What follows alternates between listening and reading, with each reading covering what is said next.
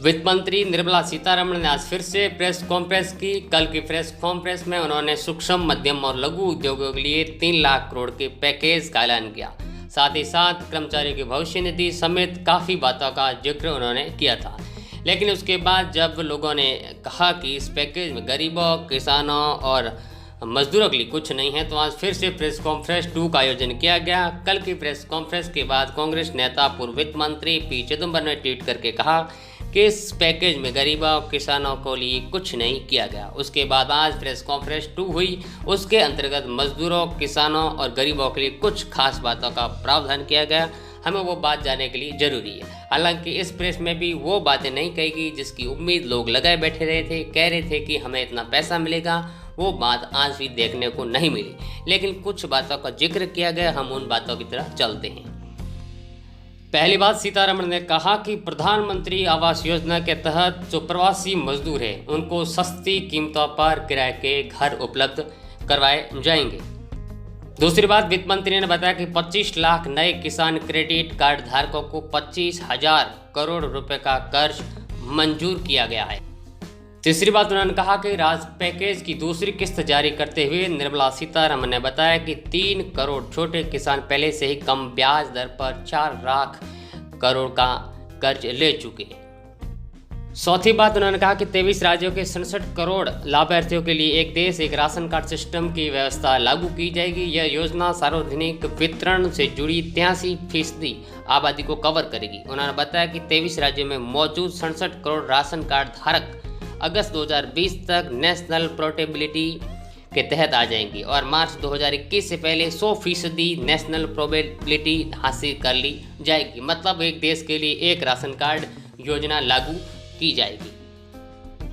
पांचवी बात, उन्होंने बताया कि प्रवासी मजदूरों को 2 माह तक फ्री राशन मिलेगा। विभिन्न राज्यों में मौजूद प्रवासी मजदूरों को जो NFSA या राज्य कार्ड धारक नहीं है को 2 माह तक 5 किलोग्राम अनाज प्रति व्यक्ति तथा 1 किलोग्राम चने की दाल उपलब्ध करवाई जाएगी। और उन्होंने कहा कि वित्त मंत्रालय की ओर से बताया गया कि मजदूरों को राशन के लिए 3500 करोड़ रुपए का प्रावधान किया गया। पूरा खर्च इसके लिए केंद्र सरकार वहन करेगी।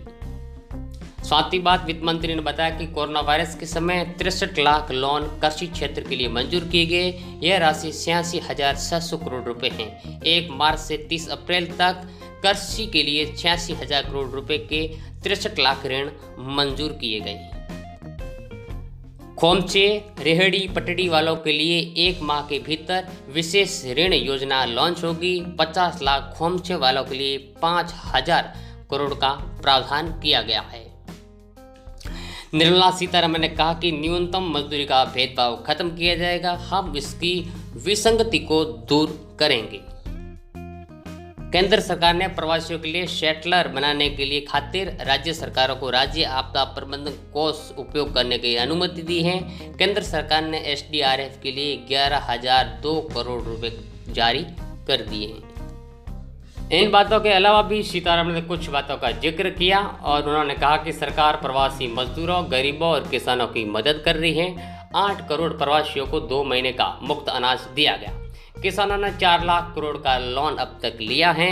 अब तक 25 लाख KCC कार्ड बनाए गए। इसकी अवधि अब बढ़ाकर 31 मई कर दी गई है। शहरी गरीबों को 11,000 करोड़ की मदद की गई। बेघरों को 3 वक्त का खाना दिया जा रहा है। प्रवासी मजदूरों को भी नरेगा के जरिए काम दिया जा रहा है। अब तक 2.33 करोड़ लोगों को नरेगा के तहत काम दिया गया। न्यूनतम मजदूरी का भेदभाव उसको भी खत्म किया जाएगा। उन्होंने कहा कि नरेगा की मजदूरी को 182 रुपये से बढ़ाकर 202 रुपये कर दी गए हैं और श्रम कानून में सुधार का प्रयास किया जाए। हालांकि सीतारमण की इस दूसरी प्रेस कॉन्फ्रेंस में भी सिर्फ सरकार की उपलब्धियों को गिनाया गया। आज दिन तक जो किया गया उसका उल्लेख किया गया।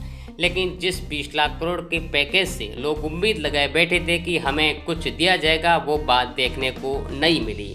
जब पैकेज घोषित किया गया उसके बाद लोग जितनी खुशी लोगों में देखी गई, वो जो कल्पना कर रहे थे वो कल्पना साकार नहीं हुई।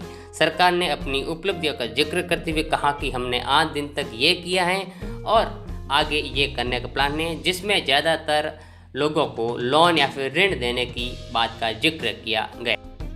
कांग्रेस ने सुझाव देते हुए कहा कि गरीब परिवारों के खाते में 7500 रुपये सरकार तुरंत भेजे, लेकिन ऐसी बात यहाँ देखने को नहीं मिली। सिर्फ अपनी पुरानी योजनाओं का फिर से उल्लेख किया गया और लोग किसानों और रेहड़ी मजदूरों के लिए ऋण की सुविधा का उल्लेख किया गया। सरकार ने मुफ्त कोई सहायता देने की बात नहीं की, सिर्फ अनाज के सिवा। Thank you for watching my video.